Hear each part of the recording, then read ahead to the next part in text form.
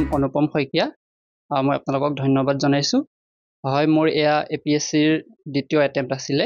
প্ৰথম এটেম্প্টত মই মেইনছত লিখিছিলোঁ, কিন্তু মই ইণ্টাৰভিউ পোৱা নাছিলোঁ, আৰু দ্বিতীয়বাৰত মই ইণ্টাৰভিউ বা মানে ফাইনেল ৰিজাল্টত মোৰ নামটো আহিছে এছিষ্টেণ্ট একাউণ্ট অফিচাৰ হিচাপে। আৰু এই যাত্ৰাটো যথেষ্ট দীঘলীয়া এটা যাত্ৰা।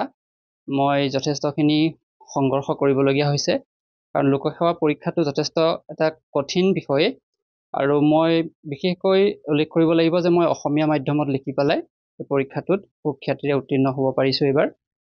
যোৱাবাৰো মই অসমীয়াতে লিখিছিলোঁ। আৰু শাৰীৰিক বা মানসিকভাৱে পৰীক্ষাটোৰ বাবে আমি নিজকে প্ৰস্তুত কৰিবলগীয়া হয়। গতিকে সহজ, ইমানো টান নহয়। কেৱল আমি দৃঢ় সংকল্পবদ্ধ হ'ব লাগিব, নিজৰ ওপৰত বিশ্বাস ৰাখিব লাগিব। আৰু আপোনালোকৰ জৰিয়তে মোৰ প্ৰতিজন শুভাকাংক্ষীক মই ধন্যবাদ জনাইছোঁ, যিসকলে এই যাত্ৰাত মোক মানসিক বা শাৰীৰিকভাৱে সহায় কৰিছে। হয়, এইখিনিত বহুকেইজন ব্যক্তি আছে মোৰ লগত। বিশেষকৈ মই এটা স্কলাৰশ্বিপ লাভ কৰিছিলোঁ, এগৰাকী মেণ্টৰ লাভ কৰিছিলোঁ। সেই মেণ্টৰগৰাকীয়ে মোক এই দিশত প্ৰেৰণা যোগাইছিলে। আৰু বিশেষকৈ মা দেউতাৰ যিখিনি সহায় সহযোগিতা, মোৰ লগত মাৰ বিশেষকৈ সহায় সহযোগিতা সদায় আছে, সেইখিনি মোক অনুপ্ৰাণিত কৰে। আপুনি কিমান সময় কৰিছিলে বা ঘৰখনক আপুনি আঁতৰিয়াকৈ ৰাখিবৰ কাৰণে নিজেও হয়তো দৈনন্দিন জীৱন যাত্ৰাত কিছু কাম কৰিবলগীয়া হয়, কেনেকৈ সময় উলিয়াইছিলে?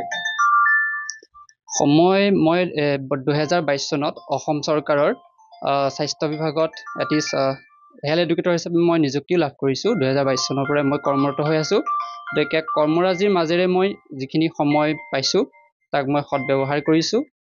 সেইদৰে মই প্ৰস্তুতি আৰম্ভ কৰিছোঁ। প্ৰায় সময় বুলি ক'ব গ'লে মোৰ যেতিয়া সুবিধা হয় আৰু এটা নিৰ্দিষ্ট হয়, যেনেকৈ সুবিধা হয় তেনেকৈ মই মিলাই পঢ়িছিলোঁ। আৰু হয়, নিশ্চয় এয়া মাত্ৰ মোৰ আৰম্ভণিহে, আৰু বহু দূৰ যাবলৈ বাকী আছে। গতিকে হয়, মোৰ পৰা বহু লোক এতিয়া অনুপ্ৰাণিত হ'ব। মোৰ যথেষ্ট সংখ্যক বন্ধু বান্ধৱীও আছে, যি মোৰ পৰা এতিয়াও পৰামৰ্শ লৈ থাকে। গতিকে যিহেতু মই আগতো তেনেকৈ পৰীক্ষা দিছোঁ, গতিকে সকলোৰ লগতে আছোঁ মই। কেৱল অনুপ্ৰাণিত হ'ব লাগিব, মানুহ আগবাঢ়ি আহিব লাগিব, সাহস ৰাখিব লাগিব, বিশ্বাস ৰাখিব লাগিব। সেইখিনি মই ক'ব বিচাৰিছোঁ। আপুনি বৰ্তমান কোন ঠাইত কৰ্মৰত হৈ আছে? মই বৰ্তমান মিছাত আপোনাৰ পানীগাঁও ৰাজ্যিক চিকিৎসালয়ত হেল্থ এডুকেটৰ হিচাপে মই কৰ্মৰত হৈ আছোঁ।